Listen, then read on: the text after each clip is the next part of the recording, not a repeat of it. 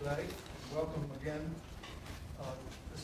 This is Stephen Heintz's second appearance. Now I actually may know something. Well, I don't know about that. It's a great pleasure to have you here. And while there are some here who were not here the last time, I just simply remind everybody that Stephen, we all know, is president of Rockefeller Brothers Fund. But some of us may not know how radically he's transformed that venerable institution while keeping true to the spirit and tradition of RBF. He really has managed to transform it, completely reposition it with respect to the programs that we're doing, and has made it into a 21st century organization in terms of the way in which it works, in terms of the staff, in terms of the kinds of issues with which it's engaging. Before that, he was the founder of DEMOS, which is a wonderful organization that focuses on civil society, civil engagement, a number of major issues in that arena. And he has been very active in the nonprofit sector in general and organizations. I'm particularly delighted by his willingness to serve on the board of the Center for Effective Philanthropy, which I think is one of the truly pioneering organizations in the field. But it says something about Stephen's values and also his commitments, that he's willing to make time to serve on that board and come to meetings, which is and answer emails. When they send out emails to the board, he is almost always the first person to respond, which is absolutely terrific. In any event, we're really delighted to have you here today. And Stephen suggested a format. He thought it would be a wonderful way to break in Ed Skloot in his new responsibilities here, and said, why didn't we have dialogue, question and answer with Ed Skloot and him? And I thought, well, that's a terrific idea, and so I like to embrace terrific ideas, and that came from an impeccable source, our prime speaker today. And I thought, well, we'll see. That's the proof will be in the listening. But in any event, I'm delighted. Ed was introduced to the group last week, 2 weeks ago, and so this is a precursor to next year, I guess. Right? Yeah. Anyway, thank you very much for your willingness to do this, and thank you, Stephen, for coming. Why don't we start by going around the table and with the elder statesman of the group leading off, and let everybody identify themselves. There are elder people in here. But not elder statesmen. I'm Tom Lambert. I'm a senior fellow at the Z. Smith Reynolds Foundation. Ed, it's wonderful to be here for the beginning of your Oprah moment. Wow. Well, if I could raise $100 million, it'd be a place. There you go. I'm Fritz Mayer. I'm a member of the faculty here at the Sanford Institute. Andrea Bazan, president of Triangle Community Foundation. Kristen Goss, I'm a member of the faculty here. I'm Paul Esslings. I'm a law student and a graduate student here. Alden Dunn for 25 years, Carnegie Corporation, New York, Foundation. I'm long since retired from all of that. I'm Wendy Caron. I'm at the Fuqua School of Business, running the Center for the Advancement of Social Entrepreneurship. I'm Marty Martin. I'm an attorney in private practice representing nonprofit and tax-exempt organizations. Hi, I'm Amy Nagle. I'm director of a consulting firm that works with charitable foundations across the country on field development.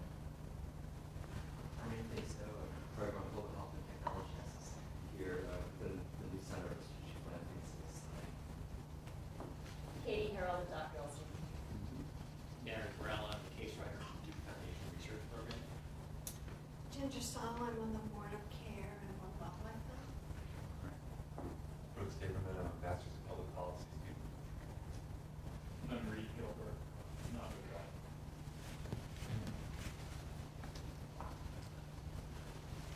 Undergrads don't have to sit in the back. Yeah, there's a chair. There's a chair here. Sure, why don't you get- Nor does that, just to make the point. Okay. Well, I'm going to say hello on my behalf. Please give me some time and space to learn all the names and all your affiliations and stuff like that. I have met Joel before, so I feel comfortable about You can that. remember him. Yeah, Joe, I do. And I'm glad to be here with Stephen. Stephen, as Joe suggested, said, let's do a conversation, see how that works. And I said, sure, let's take a whack at it and try it. I have known Stephen for more than a decade. We've worked together for lots of different programs. What I thought I would do is sort of break our conversation into a few chunks. One is to ask you, Stephen, to talk a little bit about yourself and how you got here. I mean, the second would be to talk about the family. There are very interesting questions that arise over these 6 generations, really, of the Rockefeller family, some of which have fascinating resonance, I believe, to today. So we can talk about that. And then to broaden the conversation out to the stresses and strains on families and how they do their work. And then more broadly, the role of philanthropy in different parts of the world and its international component. And we'll probably be able to touch on subjects that most of you, some of which you will find of some interest, and then we can roll it out for questions and answers. And Joel, is there any particular amount of time to get to this dialogue? Okay, so let's go for it. The sky's the limit. Let's go for the sky. Stephen, you're now the president of the Rockefeller Brothers Fund, and you're not a Rockefeller. That's for sure. So talk a bit, if you don't But mind. he's a broadhead. Yes, he is a right. broadhead. That's a first cousin of the president of Duke. Who immediately got out of town when he heard I was coming. So he happened to go to New York, and I happened to come down here. So They crossed in the Yeah.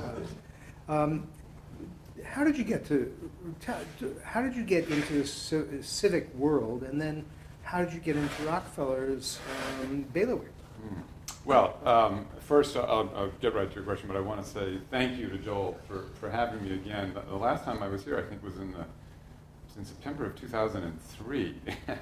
When I look back on it, I suddenly thought, why did I do that? You know, I hadn't been on the job for I think it was like a year and a half. And I really didn't know what I was talking about. So I'm glad. I think you told a very good story. Well, It sounded like you I'm were- glad to be back to try to prove that I've learned something in the course. But it's been such a pleasure. And I remember being with all of you before, and I enjoyed it very much. And we had a great conversation here, and then a lovely dinner. And I have to say, you know, Joel is just one of the great teachers for all of us. And I feel like I've learned so much from you, Joel, over the years. And your commitment to and your passion for philanthropy is, you know, it's both inspiring and it's really contagious. You infuse other people with it, which is a very terrific thing. And Thank you. thank you for all that you do and for your friendship. I appreciate it. And Ed too. You know, Ed and I have been colleagues and worked together on a lot of things. And Ed has been one of the most effective philanthropic leaders in the country. And I was just thrilled when Joel was able to twist his arm and convince him to come join all of you down here, and you are very fortunate to have that as part of this enterprise. Thank you. It's going to be very exciting.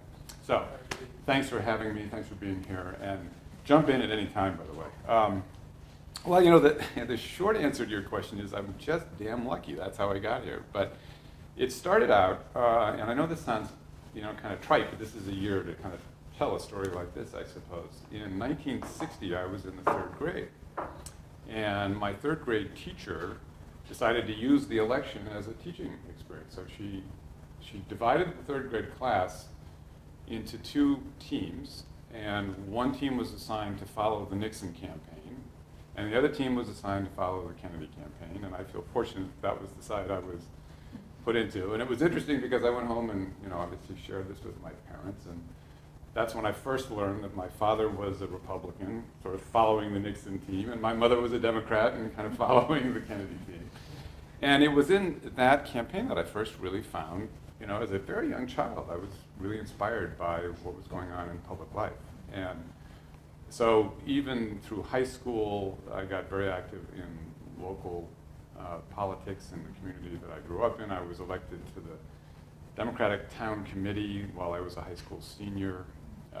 And worked on campaigns, and then went off to university and was very active in politics while I was in college, and ran for office the year I graduated from college. Got killed in an election process. Never ran again.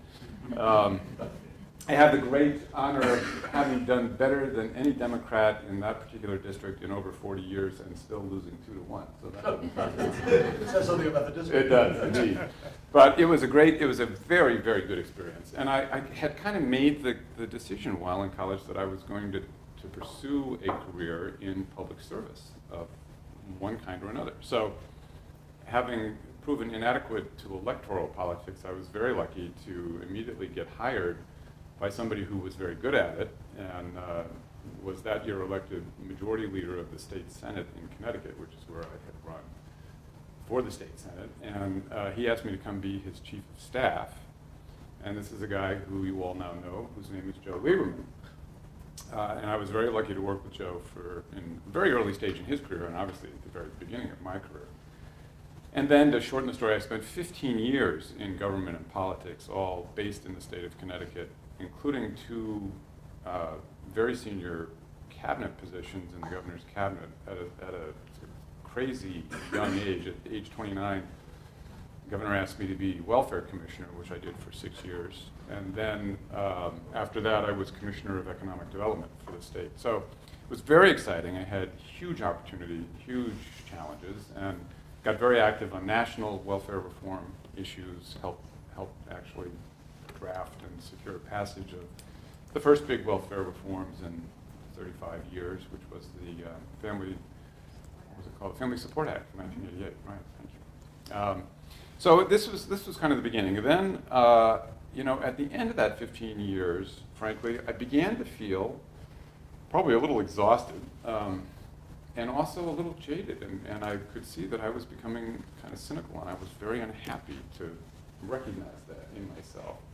And I had a group of friends who were trying to convince me to run for governor, and I thought about it, and I really felt like I should do it, because I didn't feel like I was in the right place, kind of spiritually or emotionally, to do it. And along the same time that I was going through that process, we all watched the momentous events of 1989 as the Berlin Wall came down and the democratic revolution swept through Central and Eastern Europe.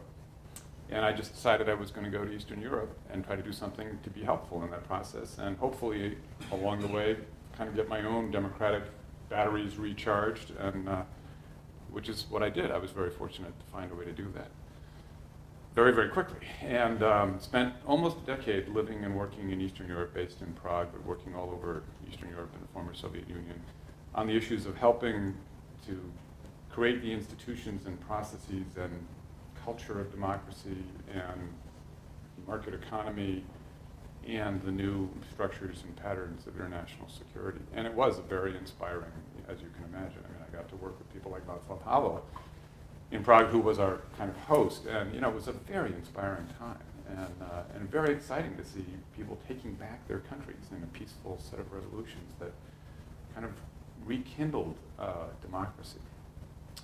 So, and I know I'm making this too long a story, but I quickly, after those 10 years, came back to the US, decided to try to create an NGO that would work on trying to rekindle American democracy, which is what Demos is, among other things.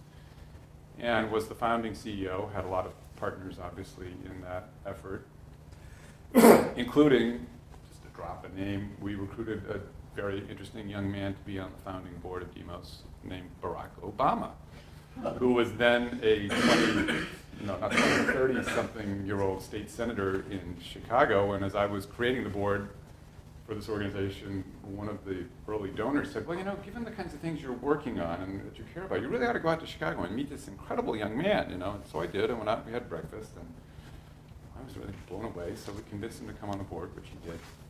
And it was from Demos that out of the blue, I got a call, or at Demos, out of the blue, I got a call from a headhunter who I had met along the way over the years.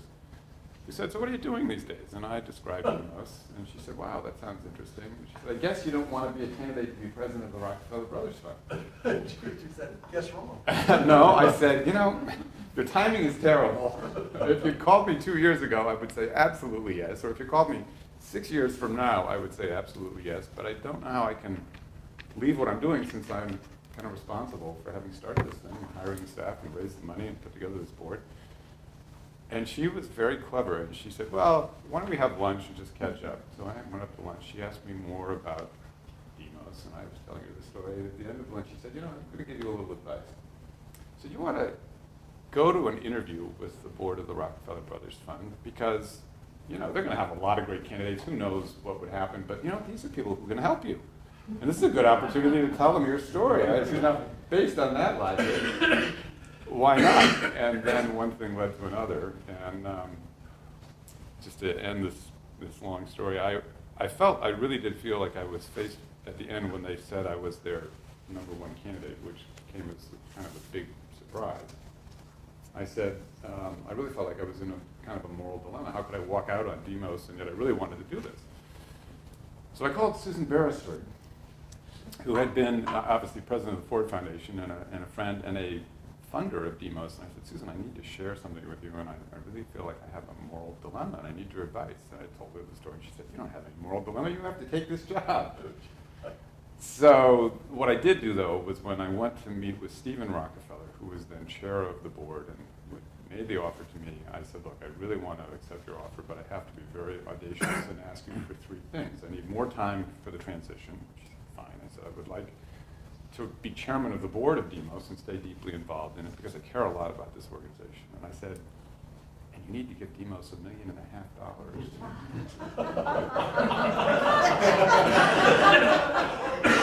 Because if you don't, the place could collapse because, I've been raising the money and we can't, how are we going to recruit somebody crazy enough to take over if they don't have any money to work with? And so they did, basically.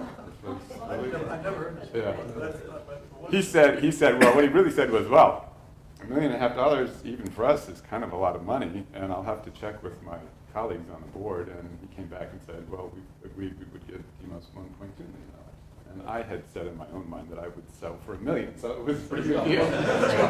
My wife then said to me, you're more valuable to Demos leaving than you were. That's what spouses are for. So that's the long story of how I got where I am.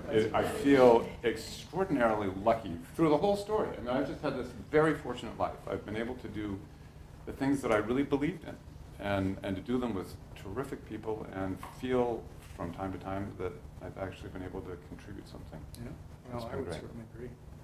Let's take those nuggets, and put them into a larger context of now working for a family whose civic commitment and social engagement for 5+ generations is enormous. Yeah. Starting out at the earliest with one of the richest men in the world. But I wonder if you would focus on a couple of things that I pulled out of some stuff that you've written and things I've known about. If you work, as you probably know, there was the senior, and then there was the son, John D. Jr., and then there were 5 sons and 1 daughter who came to be known as the Brothers generation. And that generation was the generation that created the Rockefeller Brothers Fund, which is not the Rockefeller Foundation, completely separate, and not the Rockefeller Family Fund, which is also completely separate. But these 5 brothers and a sister didn't always have easy relationships. Mm-hmm. And particularly when Nelson came back from his active role in politics, threw his own personal monkey wrench into the game. And I'm really curious to know, how did the era of the 70s was very important in a number of issues that I recall being important. And there were stories about perpetuity, there were stories about giving money away and how do you do it. So maybe you could just take a snapshot of a particular point in time and talk a bit about that era and what happened. Yeah. Well, it is a really interesting story, and I have to say I think one of the great privileges, obviously, of my job, and also one of the great assets of the RBF is the engagement of the Rockefeller family to this day. And they are still, Rockefellers are half of our board of trustees. And it is just a huge asset because they are, very, very smart. I think half of the 8 Rockefellers on my board have PhDs in various fields. They are enormously generous in every sense of that term, spiritually, financially, obviously, with their time, and they are just really, really good people. But it hasn't always been easy. And in fact, I remember the very last interview I had before the job was offered was with David Rockefeller Jr., who is now, what is he, 60 something? Yeah. 63, 64, That's right. something like that. And he was the first chair of the board of the RBF of that fourth generation, the quote-unquote cousins generation. So there'd been, all of the original brothers had served as chair, and David Rockefeller Sr. was the last chair of the brothers' generation. And in 1987 or 1988, they had this intergenerational transfer of responsibility, and David Jr. became the new chair. He was not chair when I was hired. There already had been two other cousins who had served as chair by that time. But he said to me in my very last interview, it was a private conversation with him, and he said, you know, one thing you probably don't know is that it hasn't always been so easy working together as members of the same family on the board of this foundation. And there have been some times when it has been very difficult and nearly destructive. And family issues would intrude on the work of the foundation, and there were terrible family fights that took place not in the family living room, but around the board table of the foundation, and we came to realize how totally inappropriate that was. And we have worked very hard as a family and very consciously to eliminate all of that stuff from the RBF and to deal with it appropriately in other family venues and institutions. And we are looking for a president who, among other things, will keep us to that goal.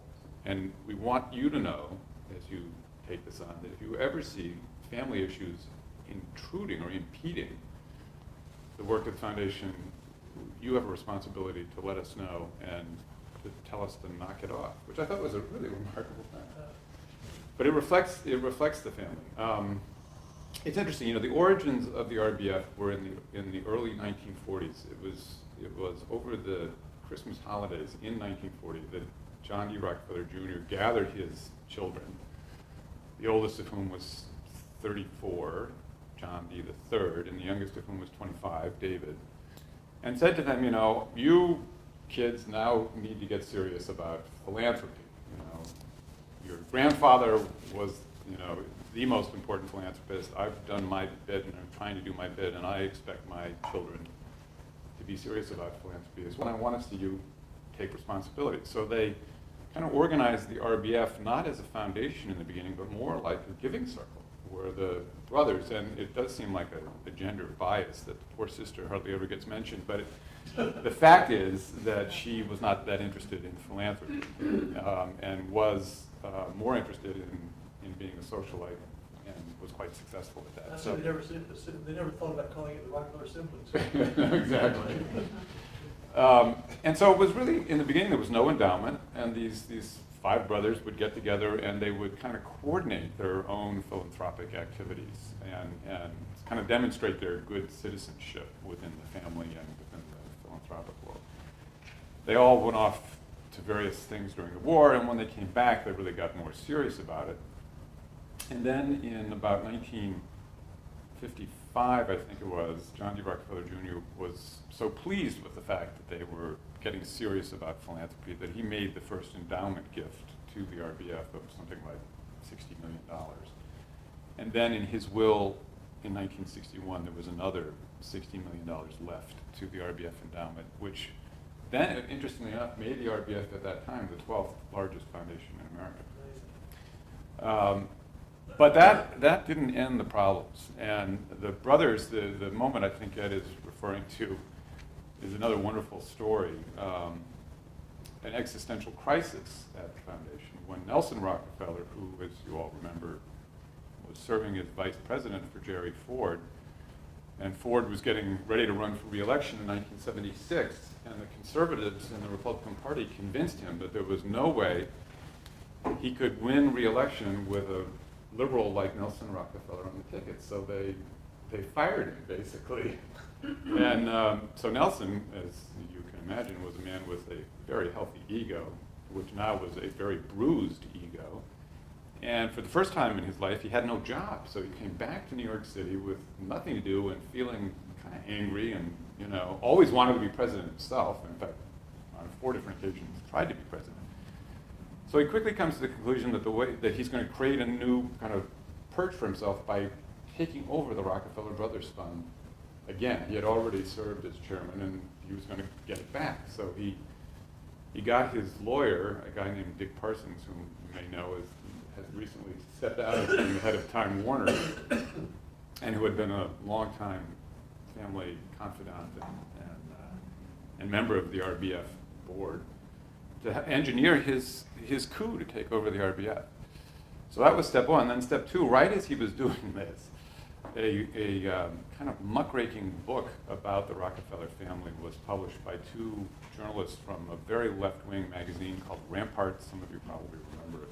Horowitz and Collier. And the book is fascinating reading, and it was very tough on the Rockefeller family, and particularly tough on the brothers' generation, including quotes, attributed quotes from their children about their parents and uncles that were not at all flattering. And this was, as Ed suggested, this was during the 70s when, we were all out on the streets in various ways and rebelling and protesting, and many of the kids, the cousins, were embarrassed about the family's vast wealth and the source of that wealth and the history of Standard Oil, and didn't want to have anything to do with it. And some of them even changed their name from Rockefeller to other names in order not to be associated with this family that represented the worst of capitalism.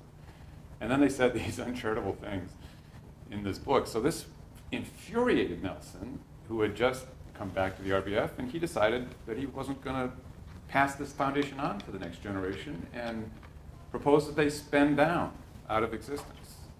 And there ensued one of the royal battles among the brothers on the board, because one of the brothers in particular sympathized with the younger generation and was kind of their champion, and Lawrence was siding with Nelson, and David was somewhere in the middle, and there was this huge fight, and some of the non-family members, including John Gardner, resigned from the board because of this fight.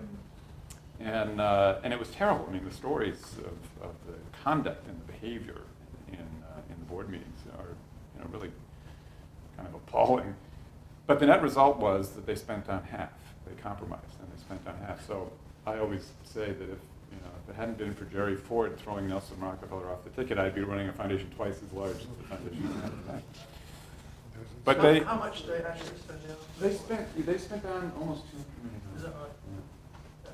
And they gave it away in very large gifts to institutions that they had helped start and build over the years, like the Museum of Modern Art and Rockefeller University and Sloan Kettering Memorial Hospital and Lincoln Center, and Can I ask Steve to just expound on one thing you said?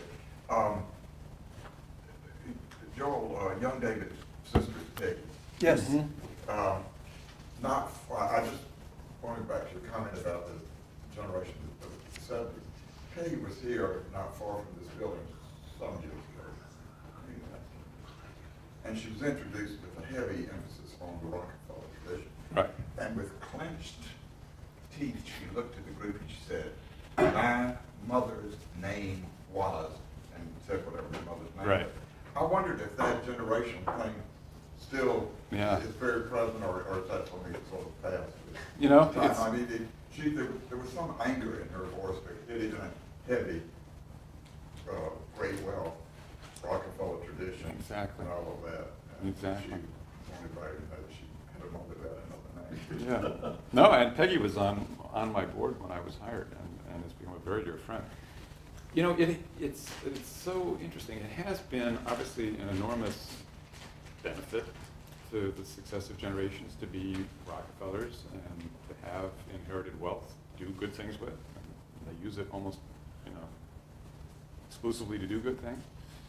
But it's also been a huge burden, and they feel it very deeply. And for some of them, they've been able to struggle through all of that and get to a place of comfort and effectiveness and balance. And others, not so much. And there have been some tragedies along the way too. There have actually been some, drug overdoses and suicides, and other things, not in very prominent members of the family. So, and, you know, and people just handle it differently. It's very interesting. Nelson, of course, divorced his first wife and married Happy Rockefeller, and they had 2 boys who are now in their late 30s, I guess. And one of them is Nelson Rockefeller Jr. And he has had, and I'm not talking out of school because David Rockefeller Sr. in his memoir tells most of these stories, so it's, you know, it's out in the public record. But he's had a very hard time until very recently. His father was a bigger-than-life character, a very difficult person. Died under, you know, less than dignified circumstances. Disclaimer of the dinner if you want. Yeah, and Nelson Jr. carrying the name, and he's kind of a spitting image of his father, and he has that gravelly voice. I mean, unfortunately, he has the whole picture, you know, right, the whole package, and it's been very hard for him. And so he's kind of withdrawn from it, and he finally moved out to the West Coast and got married and started his own business, and and now is happier than he's ever been, and you know, so it's very interesting how this happens. Well, let's just put a coda on this one, and thanks, Colin, for asking the question.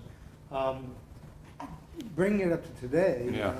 I remember you mentioning to me that you had to wrestle with the issue of perpetuity, or the board did, and making a decision about whether the Rockefeller Brothers Fund in its 6th and 7th generations, should it stay around or should it spend down now? Right. And the resolution was quite interesting. Yeah. I want to mention it.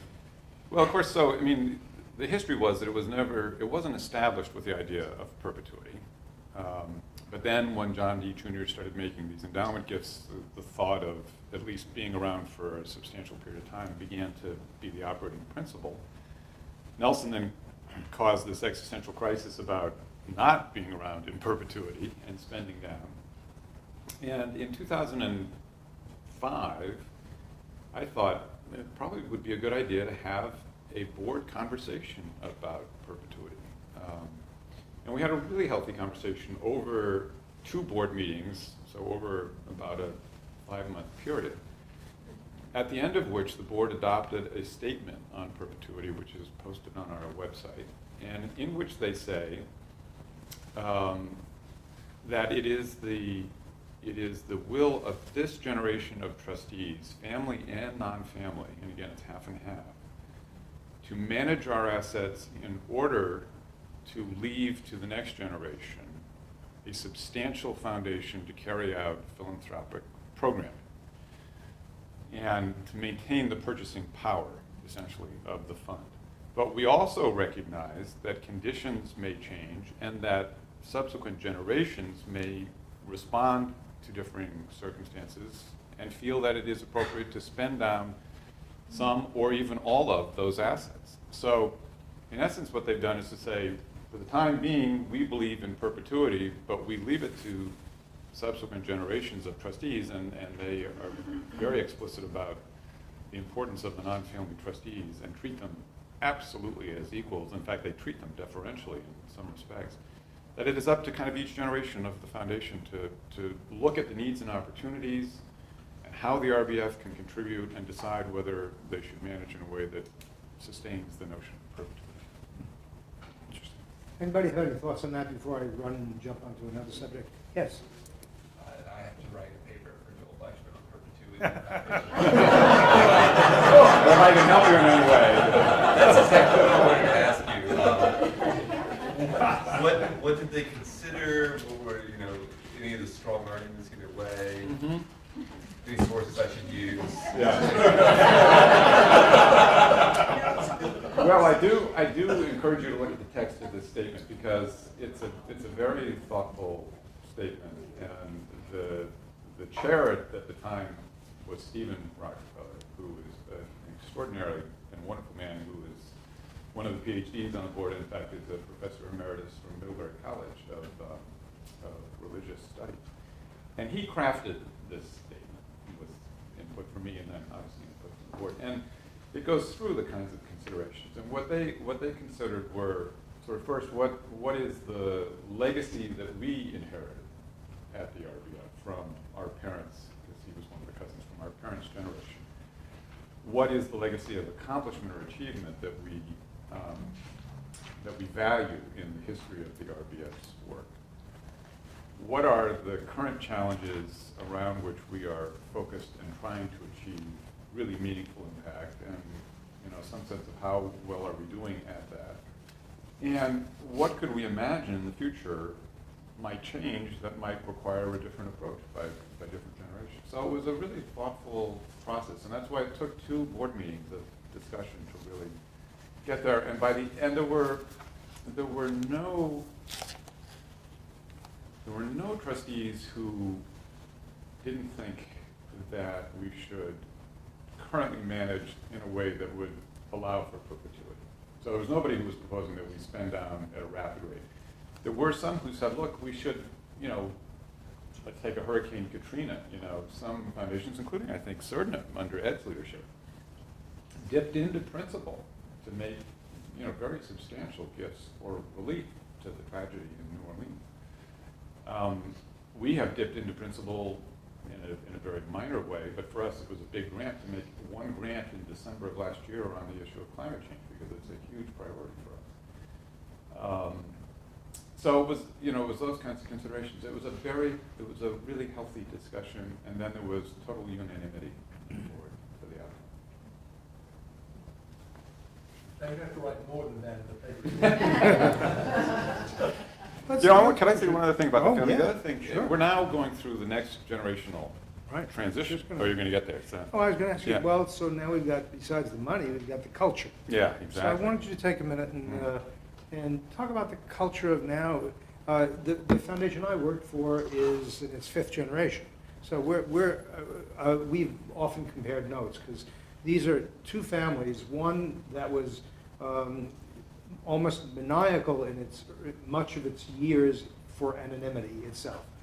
The one I worked for, they didn't want anybody to know anything about anything. They even spelled their name backwards. They spelled their name backwards. They walked backwards. They did a lot of things interesting. On the other hand, you had no choice in the subject. Yeah. This was a very public operation. Yeah. So I became quite attuned to the issue of issues of culture and how they get transmitted or don't. Is there such a thing as a philanthropic culture at all? And you've already indicated that people of different generations run the spectrum of different kinds, but I think it's rare. It's not rare. It's almost unique that these 2 foundations have come as far as they've come. There are probably over 400 family members of the Andrus family that I work for. It's certainly close to that, if not that, with you guys. How do you, or do you, maintain a culture? Is it worth maintaining? Yeah.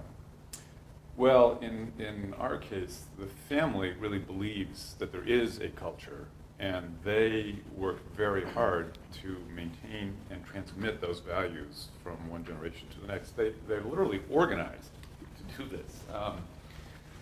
And it really, it started back with John D. Rockefeller Sr.'s mother, who was a devout Baptist, and she really believed in the practice of tithing and giving away 10% of family income. And it was a very, his original family was a family of very modest means, but they were giving away 10%, mostly to the Baptist church and Baptist-related charity.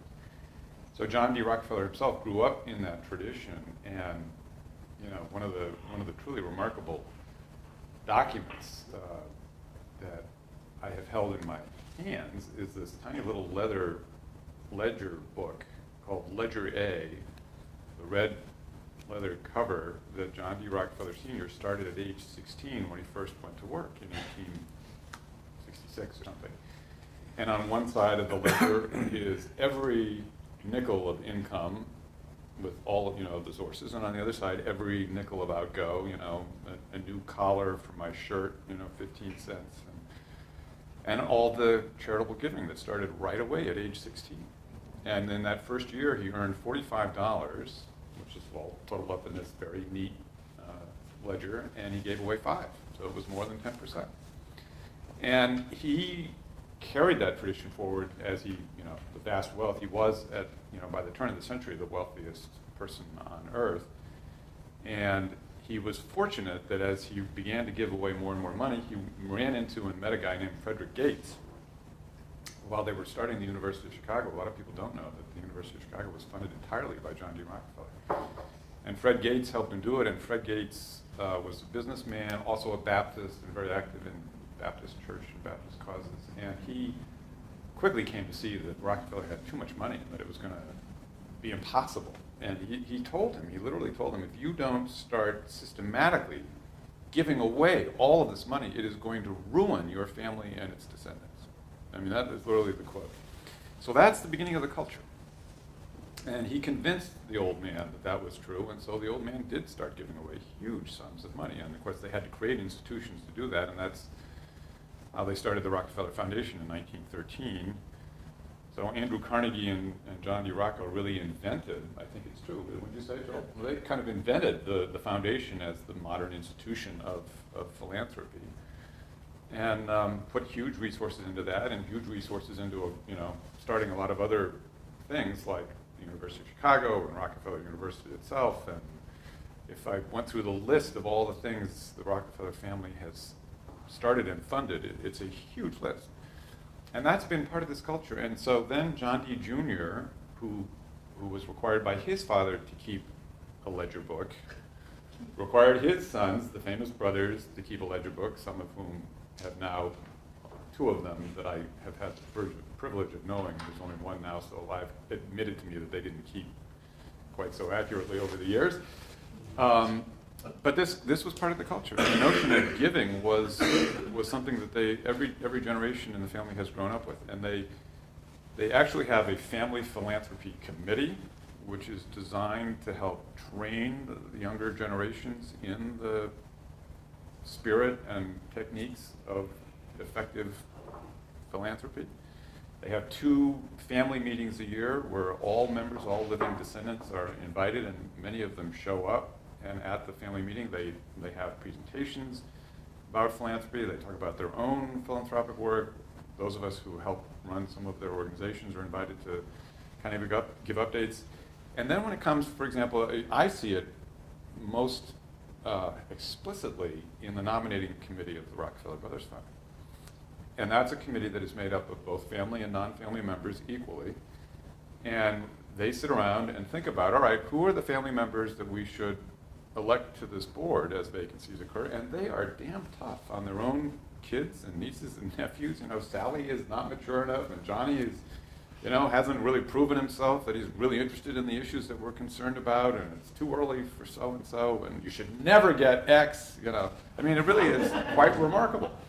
So they take it very, very seriously. And it is a privilege to see that working its way out. And so they think of it as a culture. They use that term, and they think of it as a family ethos and as a culture. And in part, it's still motivated by an admixture of a sense of deep responsibility and still a sense of guilt about how this money was originally created.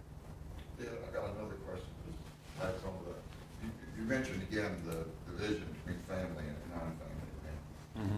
How differential are the non-family members and family? It is such a funny dance, because the non-family members think they need to be deferential to the Rockefeller family. It's their foundation, it was their money, and the family thinks they need to be deferential to the non-family members because it's not their money anymore, and they're very clear that it's not their money. And the non-family members are very distinguished citizens that were, coming from academia and business and diplomacy and have expertise in the subject matter areas and places in the world in which we work. So there's this interesting thing, and part of my role is to make sure there's not too much mutual deference, and and really get them, to engage as a board, which they do. But it's also, and we have used the Center for Effective Philanthropy's all of their survey instruments and have benefited a lot from them. And we use the one where they survey the trustees, and they ask a lot of very, very good questions about board dynamics and relationships. And we got some very, very good feedback. And one of the things I was most proud of was that, and people were asked to identify whether they were family or not, but not by name. And one of the things we got was that uniformly, from family and non-family, they all feel that that their service on the Rockefeller Brothers Fund Board is one of the most meaningful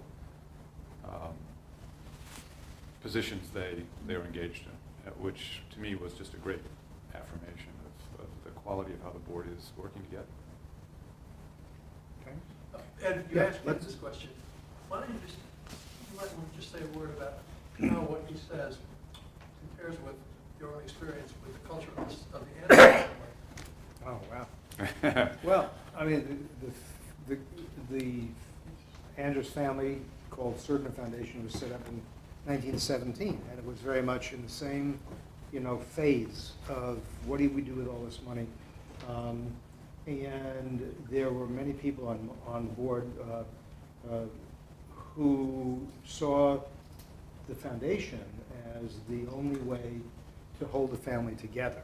I mean, there are many family foundations, some of you know them by reputation or not, who really would fly apart if were not some core thing to hold them. And if that core thing happens to be money, well, let money be used properly or however in order to do it.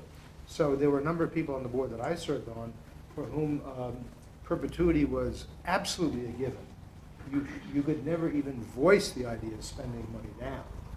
And then second, you had to do it in a way that, and this was very paradoxical, then I'll stop because there are other times and places to talk about it. On the one hand, the idea of making this a family foundation, which was the mantra of almost everything that anybody would talk about it. And at the same time, when I came to the foundation, and maybe for the first decade at least, there were 8 branches of the family. There were people who never knew each other. I mean, most people never knew most of the other people. And they were held together not by a spirit of philanthropy, but by a spirit of multiple spirits, generally gray ones. My uncle did something with your brother, and so on and so forth. And it was seen as a black box. So there was this dynamic that was very difficult to shake. On one hand, feelings of secrecy, and we don't know what's going on there. And on the other hand, the people who were on the board were saying, family, family, family, family, family, family. And it's taken quite a long time, and has happened, and Abby O'Neill told a story which you know about the sister of the cousins. But we were not, sorry, pardon? Sister of the brothers. Of the brothers, I apologize. No, she's not. She's well, not she the was- sister. She's the daughter of the sister. Daughter of the sister. But in any event, they did not permit outside board members to come on to the Serdna board until 3 years before I left. So for the 15 years, I was there first That's a 15 long years. time, so. And this was all family dynamic. And even though 7 years before they had voted to bring on outsiders, it took them 7 years to finally bring 2 people on. And so I'm not saying this critically, I think each family has its own dynamic, its own story, its own ethos, and how it deals with its problems, both personal and then professional, and then interlocked between the two. And some come out with a reputation which is generally favorable in multiple ways, and some, when I came to the Serdna Foundation, which was right in the bottom in the pit. And that's the way, and they were embarrassed by it, but didn't know how to do it. And somewhere we, I think, improved somewhat. You guys continue to improve, and it's really quite interesting how different it is. Yeah. Let's, okay, I think that I will stop here. There are many questions that we could ask. I encourage you to think about, if you want, in your thoughts and questions about, well, so what about today? What's the role of a philanthropy today? I'm just suggesting some directions that we might talk about. RBF is close to $1 billion of endowment. It's certainly not your biggest game in town. So how do you spend your money effectively? There are many different ways of coming at it, but I open the floor to questions and see. Yes? I was going to ask more or less the same thing, but framed it this way. You've spoken so eloquently about tradition and culture and let's call it the internal aspects. What are the external influences that matter the most, and also specifically around the idea how does innovation get factored into what Uh-huh. Well, the external influences, I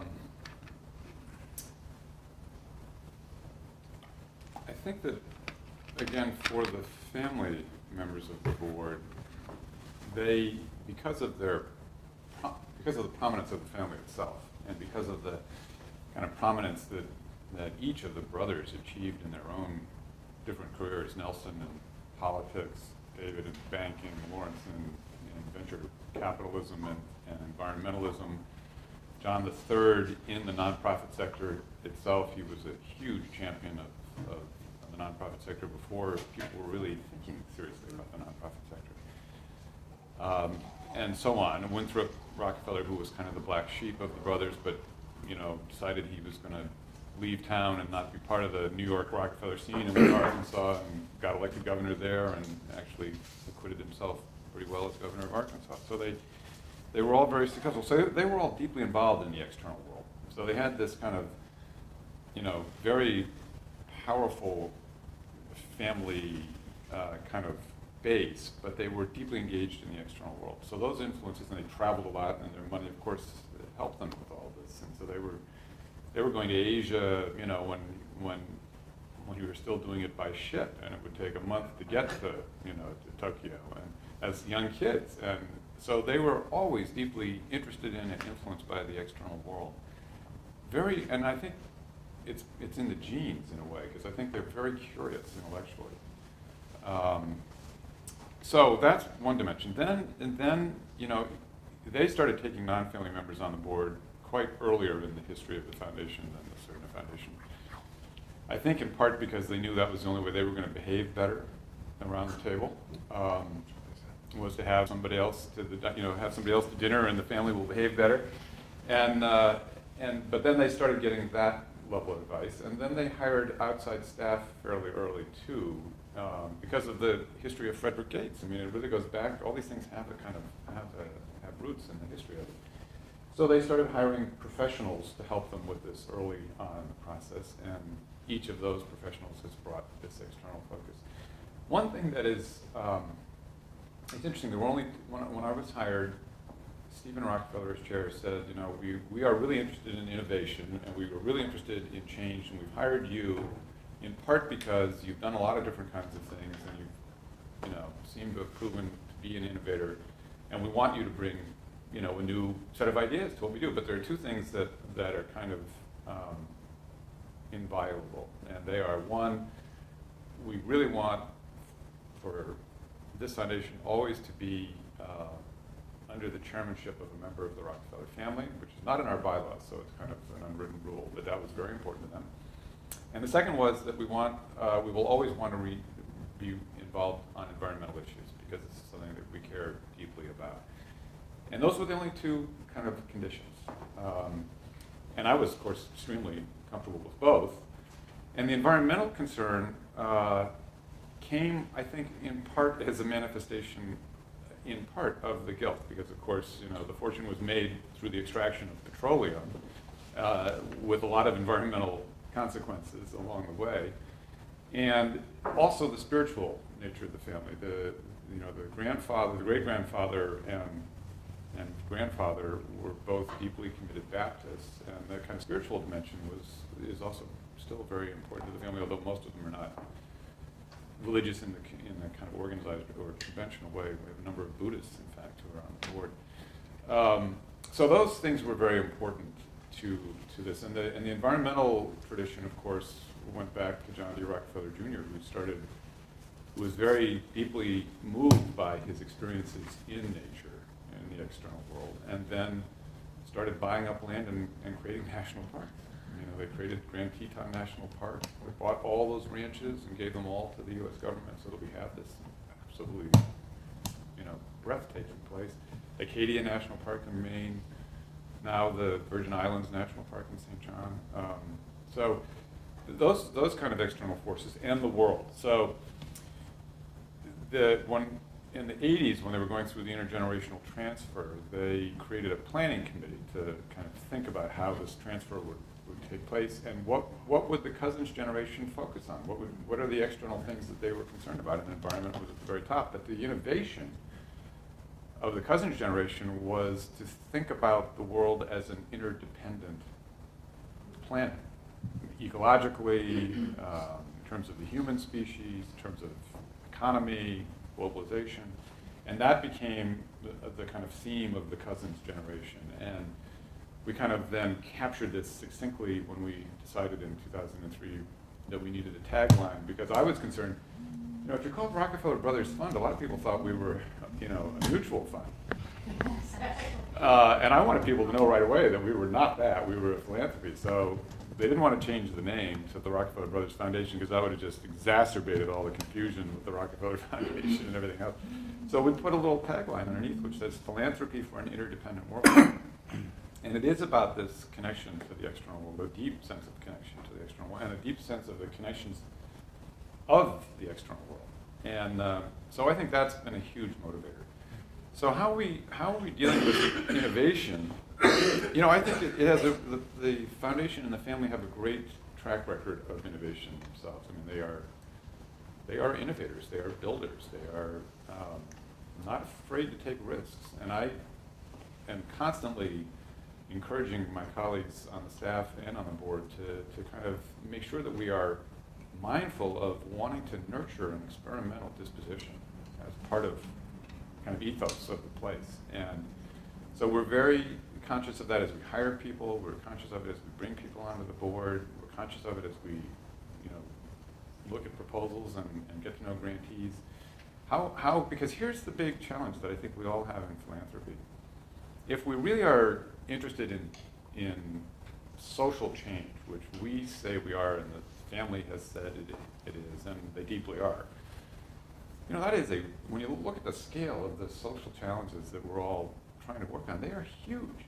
And philanthropy is a tiny little part of this equation. Just think of the data about the United States. What do we have? We have a GDP now of what, 12.5 or $13 trillion, and a federal budget of somewhere just under $4 trillion. And the entire, giving each year of foundations in America is now probably $40 billion, and another 225 or 230 billion dollars of individual charitable giving, which is mostly universities and hospitals and religious organizations. So if we're thinking about strategic philanthropy, if it's $40 billion and we're trying to change society, change really big problems, we have to use that $40 billion to leverage the private economy and the public sector economy, because those are the drivers of really big change. So that becomes the place that we need to find the innovation. How do we find the people in the nonprofit world, in the NGOs, who are leveraging the systems change in government or in the corporate and business world? And that's a really big challenge, but that's where we have to be if we're really going to accomplish the kinds of goals that we say we want to address. Well, let's go Kristen first.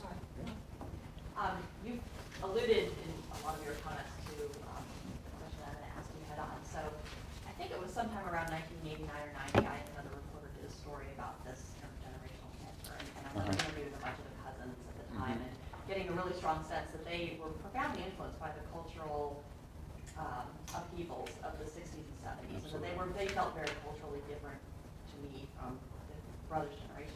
Yeah. And I was wondering when the Cousins generation, and I guess their philanthropy was sort of run out of the Rockefeller family office at that time, and the brothers were still in charge of RBF. And so I'm wondering when the Cousins came on board of RBF, first of all, I assume there was some overlap between the brothers and cousins simultaneously. So how did they manage any sort of cultural or generational tensions that may have existed? And what were some of the strategies they used to keep that board functioning and make the transition smooth, given that there were some bad blood and some pretty deep cultural differences? Yeah, exactly. Well, I would say there were 3 or 4 important factors. One was first the recognition. I mean, the experience of Nelson's, the existential crisis that Nelson caused for the foundation was a a searing moment that, lived in the memory of all of the brothers and a number of the cousins and the staff, by the way, who witnessed all of this happening. And so that kind of institutional memory was very potent.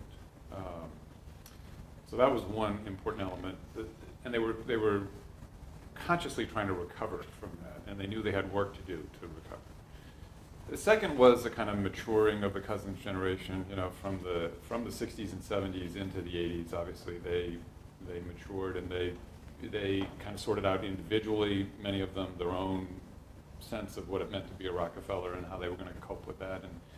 And Stephen Rockefeller has written a very lovely essay which traces his own path in that. And at one point, he felt so burdened by the money that he literally contemplated just giving it all away at once, just getting rid of it, so he wouldn't have to have that pressure anymore. And then he realized that that was a mistake, that he could actually do good around the things that he really cared about with this money if he was really serious about it and organized about it. So there was a maturation process that took place that was very good. And then there was a reconciliation process between the generations, which, occurred as it does in all families, but with the extra, pressures of being a prominent and wealthy family like the Rockefellers.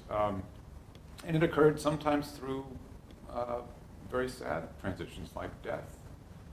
For example, when Peggy Delaney's mother died, Peggy Rockefeller, that was a very big moment in David Rockefeller's family, and a huge loss for him. They were really devoted partners. She was not an easy person. And he was very estranged from his kids because he was running the Chase Bank and didn't have time to be a father, essentially, boiling it down. And his kids were resentful. And he writes about this in his memoir. Again, I don't feel like I'm, gossiping here. But when their mother died, that brought the children and their father back together again in a way that has been very, very profound. And so they have completely reconciled. And some of it has happened during the time that I've known them. And it has been wonderful to watch. And they are all very close again. And it's just terrific. And philanthropy was a very important part of the glue, because David decided that he would create a little separate fund called the David Rockefeller Fund, which we manage for him. But the board of that is only his kids and now grandchildren and him. And it's not a lot of money, but they get together and they do these things together. And it was a really important part of the grieving process for the loss of his wife and their mother, and of the healing process in a sense. So that was a big factor too. And I think the other thing was the outsiders on the board and the outsiders on the staff. And as I said, they were so explicit when they hired me that was part of my duty, that clearly that had been how they had treated my predecessor and his predecessor. And I think that was very important to them as well. So am I getting at your question enough? Sort of? Yeah, Go ahead. The thing that's fascinating. What I was sort of wondering is how it might have affected the choice of grantees, for example. The choice of grantees. I think about, what Peggy Delaney created, and, some of the other cousins created these sort of alternative Right, exactly. That, and RBF had been far-sighted, a bit more conventional, and I'm just wondering if there were tensions over what to fund in particular. Yeah, and there have been. There are very different personalities and different sets of interests, and it is one of the real challenges. And part of what I found when I arrived at the RBF was a very good institution, but it was kind of old-fashioned in a lot of ways, and it was all over the place, intellectually and geographically, and really basically trying to do too many things in too many places around the world with too little money to really have deep impact. And part of that was because of the family, because they have very diverse interests and big ambitions, because they are, after all, the Rockefellers, and they want to change the world. And they have been influenced by all these external, forces. So and they have complex intra-familial relationships that also influence. So you do get this. But the good news is that over the course of the cousins' time on the board, they came to see that it was a matter of trying to get more focused, trying to be more strategic, really trying to go for real impact, and not a lot of little different flights of fancy around things that they were interested in. They have done that through their own giving. So they think of the RBF work separately from those very personal and sometimes very flaky. And Lawrence Rockefeller, toward the end of his life, got deeply interested in UFOs, of all things. And fortunately, he didn't convince the RBF to spend a lot of money, on that topic, but he spent a lot of his own money on it. And that's how it kind of happened. The group process around the board and working with the staff helped them to separate out, very individualistic enterprise from the foundation. Angela? Well, I think this is all fascinating. At the Community Foundation, I manage our larger funds, and so I've gotten to work with some of our prominent families here in the Triangle, and that's where I always say that my training in social work has come in really handy, because I spent a lot of time kind of with the family dynamics, so I've appreciated your stories on that. But my question has to do with innovation, and kind of going back a little bit towards that. We've been working with the Knight Foundation, some community foundations, and they're pushing us to think about innovation in terms of information and what is going to be happening in terms of the next generation. And we just spent 3 days in Miami with this. It was really thought-provoking, thinking about how, and this is a new term I just learned, digital natives. And I don't want to pick I don't know. on I know that. when you, the undergraduate, but I mean, really, they said that. Are you a digital native?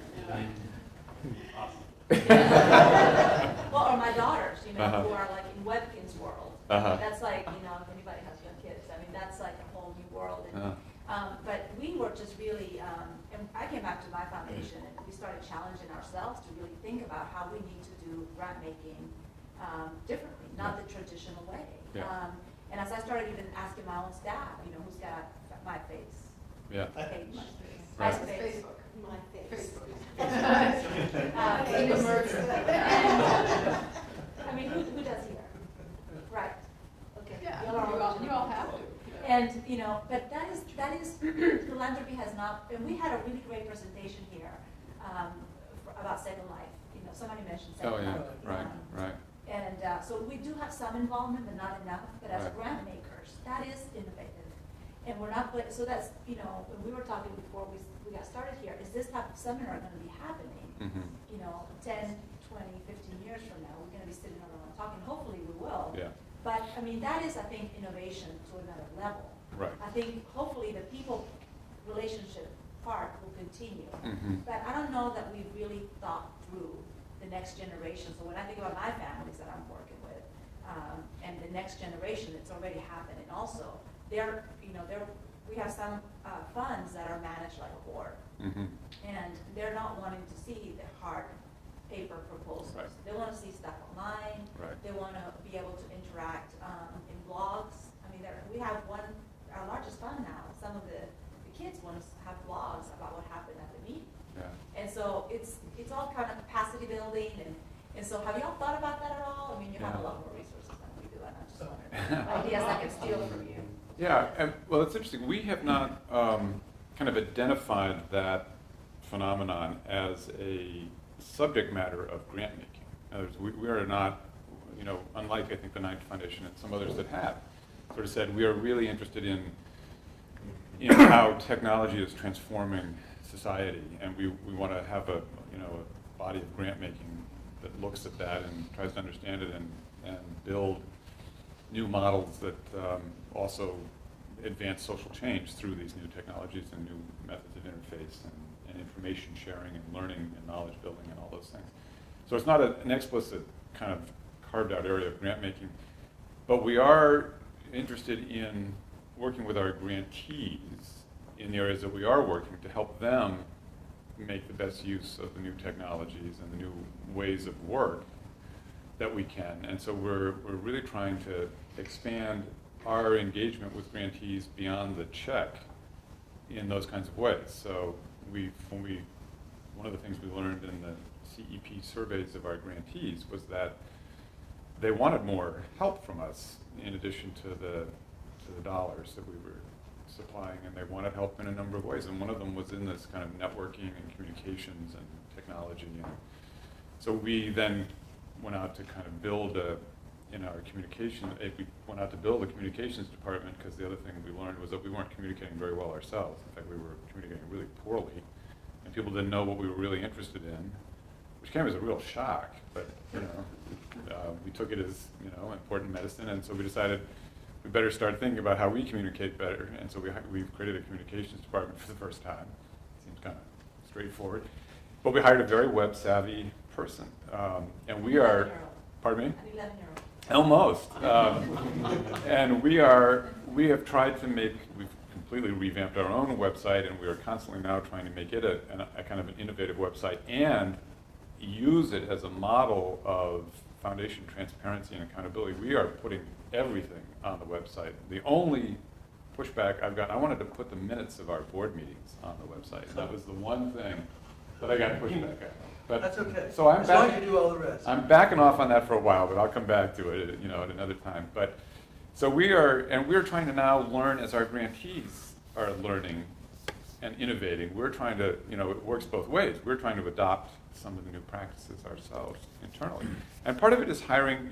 This is an area where the RBF has an interesting challenge. We don't have term limits on staff like some foundations do. The Ford Foundation, for example, I don't know whether you did at CERNet? Absolutely not. So and the family, one of the characteristics of the family is this, they really are careful about who they hire, as I can attest. I went through the intensive process. But once they hire you, they are hugely loyal to you. And of course, they also expect that to be reciprocal. And so we have program officers who've been at the fund for 40 years. One guy just retired last year after 40 years at the fund. And I have another one who's been there 30. And we're small, so we have eight program officers, and if people have been there for that long, how do you make sure you're still innovating and people who are able to innovate? And that's a bit of a challenge. So I'm trying every time I can to hire very young, bright, talented superstars and bring that new thinking and new ability into the foundation. And the same on the board. We're trying to move faster to go down the generation, and I'm working on trying to get some. We have 5th generation members now, and I really want to get some 6th generation members, and I'm even getting to know some of the 7th generation. Stephen, let me just ask, and you're putting stuff up on the web, will you consider, et cetera, on putting up stuff like negative evaluations of organizations?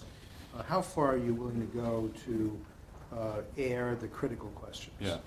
Well, we decided, and that's an ongoing kind of conversation, we decided the best way to start that process was to put up the critical stuff about ourselves. And so these CEP surveys, which do give you the good, the bad, and the ugly, we put them entirely up on the website. Anybody can go look at the results of those surveys. And I think that's a very important step. We are we have created an engine so that you can go on our website and get directly into our grants database and see everything every grant that we've made. Going back further in history, obviously, but since 2003, it's all there now, and more will be added. And that's extremely helpful to a grant seeker who really wants to know what we're interested in. And you can go see what kinds of grants we're making, what the organizations are doing. When it comes to evaluations, that's complicated, as you know. And if something has been a failure, first of all, it goes back to the philosophy. I want failure. If we're not failing some of the time, then we're not doing our jobs, because we've got to be innovative.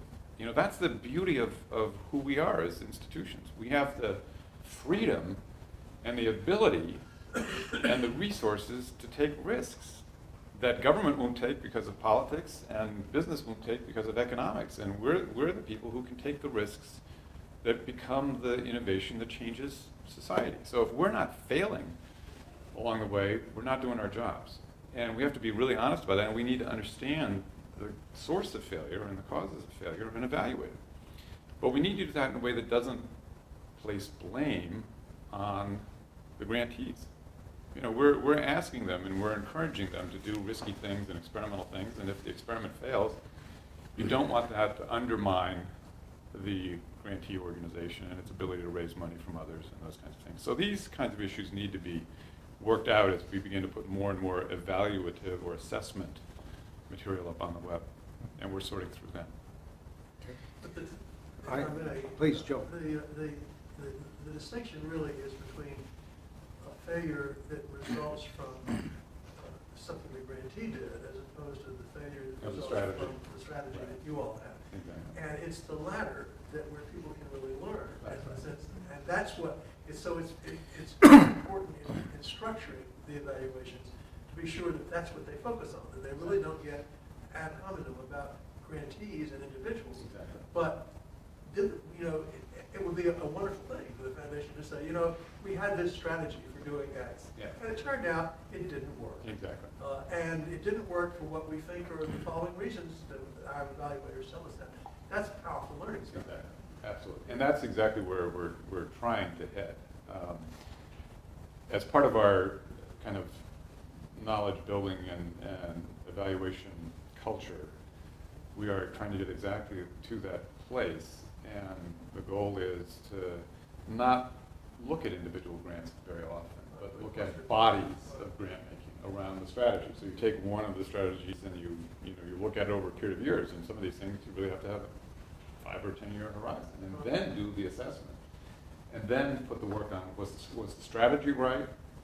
What was missing in the strategy? What worked in the strategy? What have we learned? How we revise the strategy as we go forward. Yeah, you talked to Ed Pauly about that. But you might want to talk to Ed Pauly, who's the vice president for research at the Wallace Fund, Uh-huh. Wallace Foundation in New York. He told me just a week or two ago that they now have decided that every evaluation is going to go up. Uh-huh. And they commission them at the time when they first make the grant, with the evaluation person is involved in the grant making as well. Interesting. And he said, and now they have a policy. Every major initiative is going to has an evaluation, an independent evaluation, and everyone goes up on the web. That's right. And the people doing the evaluation are free to write about it. That's right. Which I think is, it's the only foundation I know that's just decided as a matter of absolute policy, that's what they're going to do. That's correct. All right, we'll talk to them. Yeah, good guy. So let's do two more, Fritz and Anthony. We're close to 6, and Yeah, but I think that's, something like that will be, that's. Okay, so Fritz, and then. Great, thank you. I wanted to pick up on a comment you made a little earlier, in a sense, pick up on a conversation we had, I can't hardly believe this was 2003. I know, it's amazing, isn't it? Yeah. And that has to do with the challenge which you nicely posed of strategic philanthropy. In a world where the funding available from foundations is dwarfed by all these other actors in the system, the challenge then is if you want to make a big impact, is to figure out how to leverage. Exactly. I'm curious, so this is the issue that really fascinates me, but I'm curious to get you to say a few words about how you think differently about that now than you did when you were starting out. So what you feel like you've learned about how you think strategically and how you do leverage what are at the end of the day pretty limited assets. It's, what is that, $50 million a year roughly? Yeah.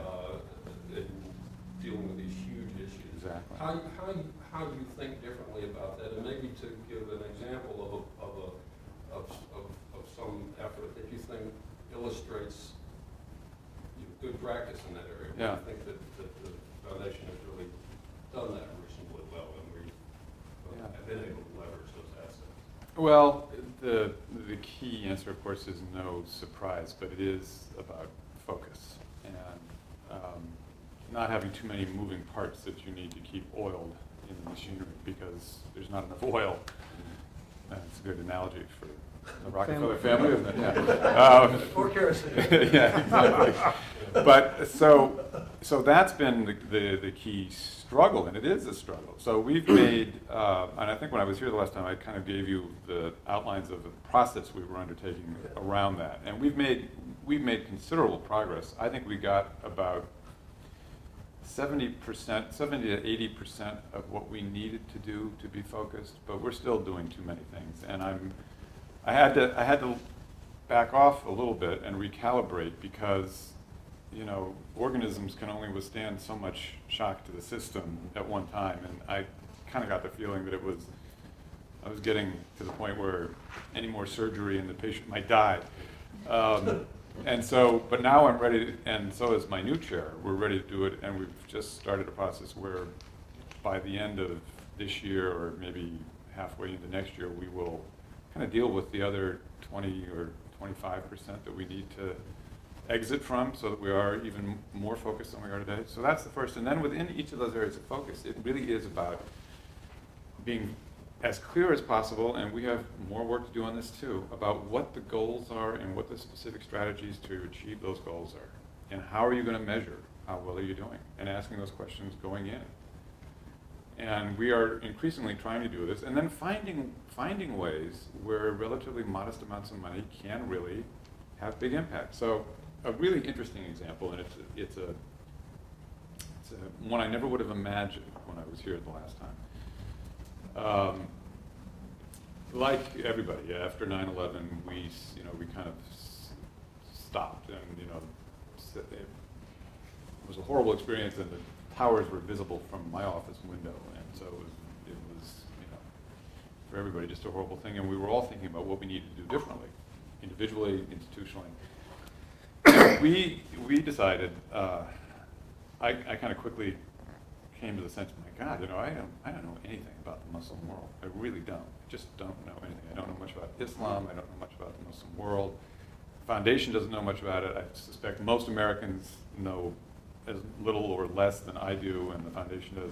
And this is an area that we need to think about. So we decided, we brought some people in to help educate us, and we decided to start some grant making to try to explore ways of building deeper understanding and mutual respect between the global Muslim community and the West, and thinking obviously specifically about the United States.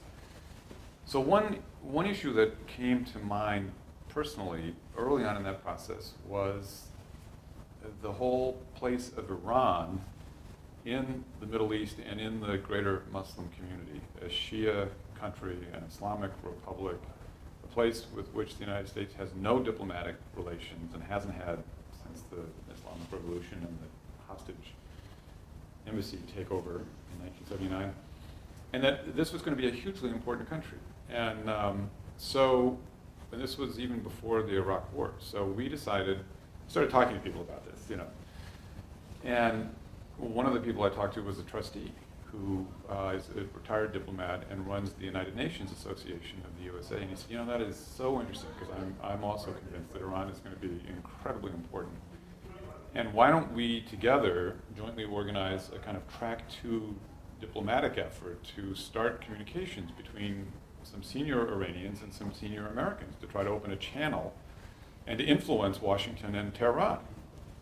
So we did, and we have been doing this now since the fall of 2002, and we've had 14 meetings of 2 very distinguished groups coming from Tehran and from the US, and I had a friend who runs a very distinguished European think tank called the Stockholm International Peace Research Institute, which knows how to do these things very discreetly, because it was very risky for the Iranians in particular. And we have been working very closely in this process with our government. So before and after each one of these meetings, we go to Washington and we meet with the White House, we meet with the State Department, we go out to CIA. We kind of get their take on where the relationship is. We go to the meeting. We have this very frank conversation between these Americans and these Iranians, and then we come back and we share the insights with the government and with the scholarly community and others. And we've had 14 of these meetings over 5 years, and it has really influenced American policy. Not as much as I would like to see, but I'm convinced that we would be much closer to a military effort against Iran's nuclear program had this channel of communication not existed. So here was a case where almost no money, I think we've spent $300,000 on this process, has had really disproportionate, I think it's had really disproportionate effect, because we kind of saw a strategic opportunity. We were nimble and flexible enough to kind of organize around it. we had a board that was willing to take the risk, and we had retired diplomats serving on the board who could see the value of this and kind of stood up for it when I first presented it. And you had the convening power. Oh, we had the convening power. Rockefeller name. Exactly. Even, interestingly enough, even though the Rockefeller name in Iran is very controversial, because David Rockefeller, took care of the Shah after the Islamic Revolution and brought him to America to get medical coverage, medical care for his cancer. And so that's been kind of interesting. But yeah, we did have the convening authority. And so that's a kind of an example. That's a great, very interesting. It's been a really interesting project. Anthony Sung. I was wondering, the various philanthropies that carry the Rockefeller name, I'm wondering if you might reflect on the Rockefeller Foundation, specifically on why the family stepped back from actually its stewardship role. Yeah. I don't know if there's anyone back on, but Peggy Delaney, the last time I remember, the word left in the late 90s, I believe. Was this strategic from the family's perspective, and how would the core history of the Rockefeller Foundation be different? In fact, there were Rockefeller family members on it. Yeah. Well, that's a really good question. It was intentional, but it was intentional on the part of a handful of members of the Rockefeller family, primarily John D. Rockefeller III, who decided when he was chair of the board that it was no longer the family's money, and so the family really ought to shrink its role there. And he was very active in recruiting more and more non-family members onto the board. And to my knowledge, there was never a real conversation within the family that this was happening. And all of a sudden, some members of the family who weren't watching that closely because they were busy doing other things kind of said, oh my God, there's almost nobody left on the board. And they kind of regretted it. And there was a period when there were no family members on the board. Peggy was on, and then when she finished her term, there was a period with no family membership at all. David Jr. has just gone on the board. Wasn't Jay on the board briefly? Jay was on the board before briefly. I think before he was elected senator. Right, and he kind of shared his father's view Yeah. that the family shouldn't be so deeply involved in this. Well, it's had a very positive effect for me, because they then turned all their attentions to the RDF, which has been great. And as I said earlier, I see their engagement with us as a huge asset. Just a it multiplies the $1 billion of our financial assets in a lot of different kinds of ways. So it's a huge multiplier. So I think it could have had the same ongoing, effect that the Rockefeller Foundation had the family stayed more deeply involved with the work of that foundation. It's hard to judge. There are no longer any kind of lingering hurt feelings about it, because Gordon Conway, who was the immediate past president, really went out of his way to establish good personal relationships with a number of the members of the family, including David Rockefeller himself, and Judy Roden has carried on that tradition. And we of course collaborate a lot, although they're very distinct foundations. Someone who actually, a visitor from abroad, a distinguished gentleman, went to see David Rockefeller to get his advice about philanthropy. And what he told me that David Rockefeller said was that he thought the decision for the family not to be involved in the Rockefeller Foundation was a terrible mistake. Yeah, I think he did. Yeah. So, it's interesting. So David, the surviving brother, now 93 and just totally remarkable. Part of my mission has been to make sure that he feels deeply engaged in the RBF, which he helped to start when he was 25 years old. And he served on the board on and off for a total of 40-some years. So I've felt a kind of personal mission to make sure that he feels deeply connected to what we're doing, in part because of his other experience. And that has been terrific, because he is just a wonderful and remarkable person. And he got so kind of re-excited about the RBF and its future that he invited me to have a conversation with him over the course of a year about what he might do, and he, at the end of that, decided he would leave the entire residual of his estate to our endowment. So one of the big and exciting challenges for us at the moment is planning for what will probably be a 25% or maybe larger than 25% growth in our assets at the time of his death. So it's really wonderful, and that to me is, a wonderful reflection of the legacy of the family's deep and abiding engagement in the RBF. It was his father who gave the original endowment gifts, and now David will give another very large endowment gift.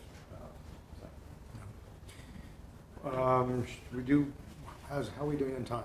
We have time for questions. Good, yes. All the, What I'm about to say is very vague, very fuzzy. I don't know what I'm talking about. Let me try. What I want to do is to put together what you said about Barack Obama and your own logo, Interdependent World. My feeling is that Barack Obama has somehow tapped into what might be called a transformation of consciousness about the relationship of everybody and everything.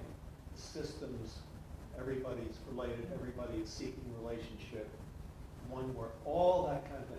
Very vague, fuzzy. And I happen to think that it's rooted in modern physics. It's quantum mechanics, it's energy flows, going back and forth. And sooner or later, I think we're going to reach a tipping point where that transformation of consciousness, represented by his appeal, he's tapped into something in the American psyche that I think is very important. And I'm just curious, here's something that you might want to pay some attention to. What is it? What's going on? Well, exactly. I couldn't agree with you more.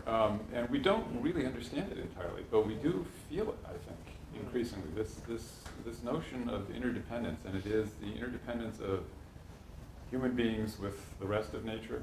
It is the interdependence of economies. It is the interdependence of polities, and it is the interdependence of individual human beings in their communities and as part of the world. And we are very conscious of that, and yet we don't articulate it any better. You know, I'm not articulating any better than you did, and I thought yours was quite good, because it is so complex at one level, and huge. It's kind of overwhelming at another level to really figure out what that all means. But a lot of our grant making now is designed to try to explore this and help people respond to the reality of global interdependence. We had a little bit of a debate. Some of the members of the board kind of thought that maybe this was all too soft and fuzzy too. And so we had a little bit of a debate about it, but not for very long, because the more we talked about it, the more we explored it, the more there was a consensus that this was simply a reality, and we need to understand the phenomenon and then try to manage this interdependence in a way that creates positive interdependence instead of negative interdependence. Because you could see, and we have examples of both. And climate change is a perfect example of negative interdependence. We have one climate, we're spoiling it, and it affects everybody on the planet. So this is kind of the core value and theme of our grant making, and I do think that Obama he both represents it in a way because of his own personal story, and he has articulated it in a way that people are finding very inspiring. And it's very exciting to see, because I think it does open up a lot of possibilities. But it is really challenging. Let me give you one kind of grant making strategy related to this. It's clear, that economic globalization has far outpaced what we might think of as the globalization of governance. And so this has now become a body of grant making for us within our, we have three core programs: democratic practice, peace and security, and sustainable development. And in the democratic practice, we have a set of strategies devoted to trying to strengthen American democracy, because we believe you can't go around the world talking about democracy if we still have a voting system, for example, that doesn't work. And a variety of other deficits, like people being excluded from the process. But then we're really puzzling. We're actually supporting a lot of work on this. We're trying to help people, the young, new, thinking about how do we create the institutions and the processes and the systems of managing globalization so that it creates greater global equity and greater sustainability for the planet.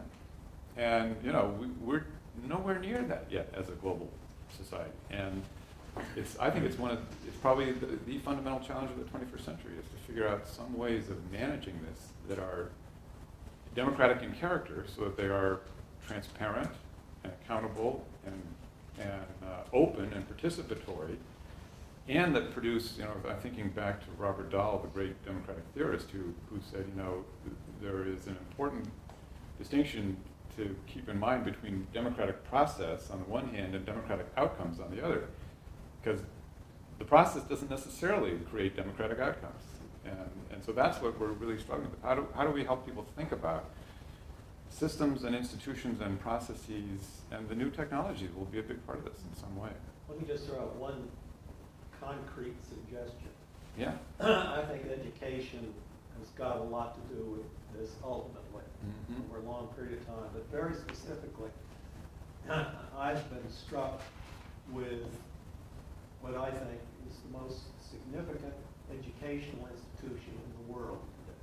And it's the network of United World Colleges. I don't know whether you know about it. Just a little bit. Well, they're extraordinary. There's one in the United States outside of out in New Mexico, outside of Las Vegas. What United World Colleges do, there are 12 of them around the world, they bring together for grades 11 and 12 the brightest, most promising young people from countries all over the world. United World College in Montezuma, New Mexico, 80% international students. Those kids are picked by committees from individual countries around the world. Princeton University, I used to be the head of admissions there. I interviewed these kids. They're extraordinary.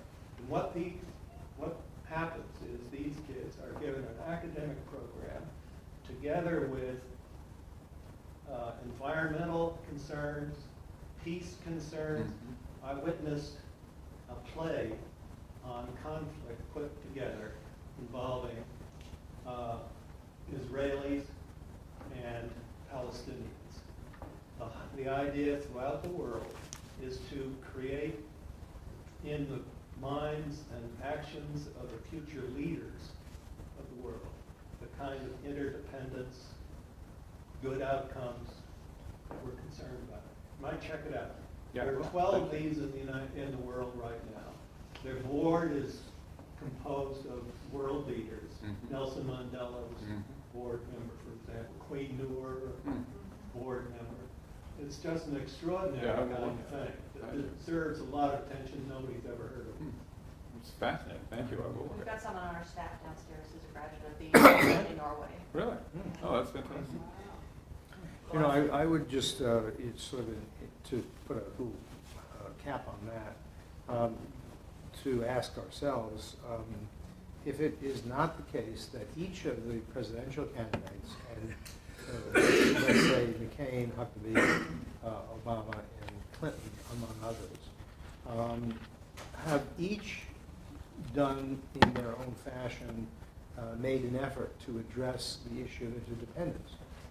And the answers that they are giving are radically different, often radically different depending on who the audience is. But still,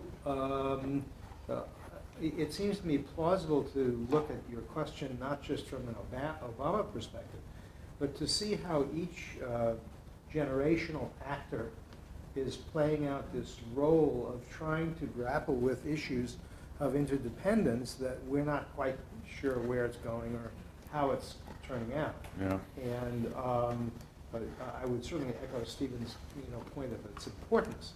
And yet we can see each of these leitmotifs go through and how different they are. And who knows after December of this year what it will be. Yeah.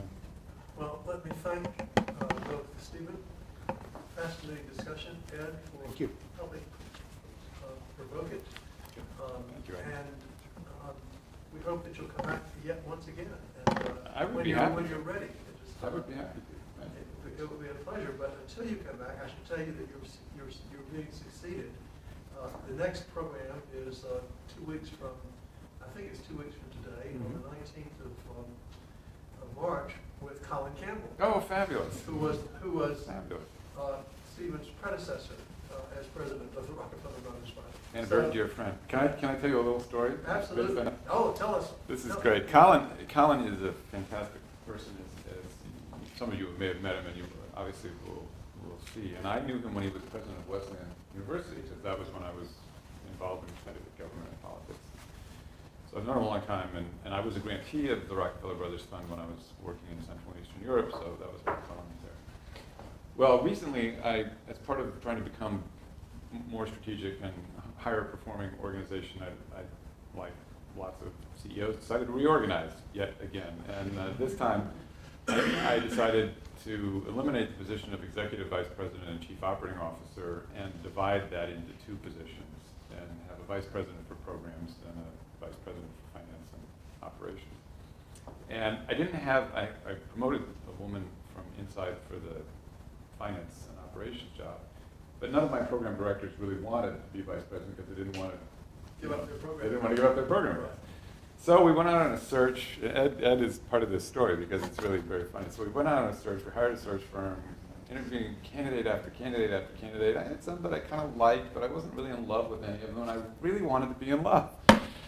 So then I ran into the chair of Ed's board at a philanthropic event, and I said, when they were searching for Ed's successor, and I said, so how's your search going? He said, oh, we're done. We just finished. We had two absolutely amazing finalists, and he told me who they had picked, and I said, "Oh, that's great." And who was the other one?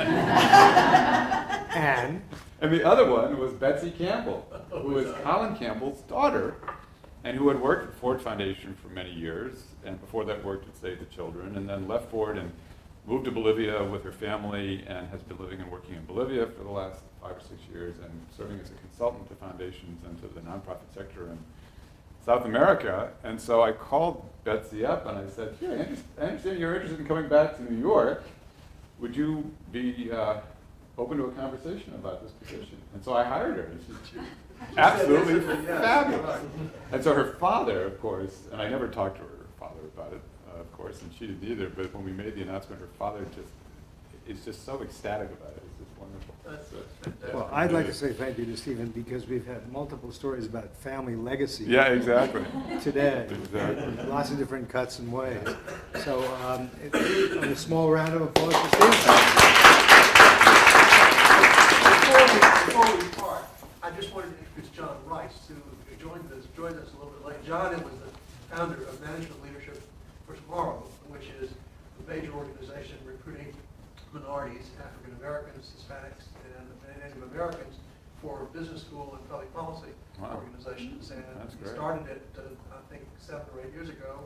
Is that right? So maybe a little bit longer than that. Programs are about that. But it's now just going great guns.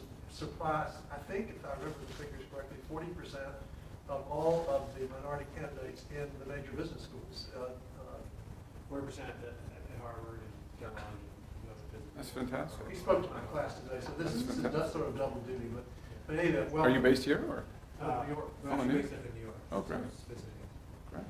Come and be based down here, we'll take you. No, stick around New York. But thank you all very much. Thank you all. I really enjoyed it. It was great pleasure. Hope it was useful. It was very interesting.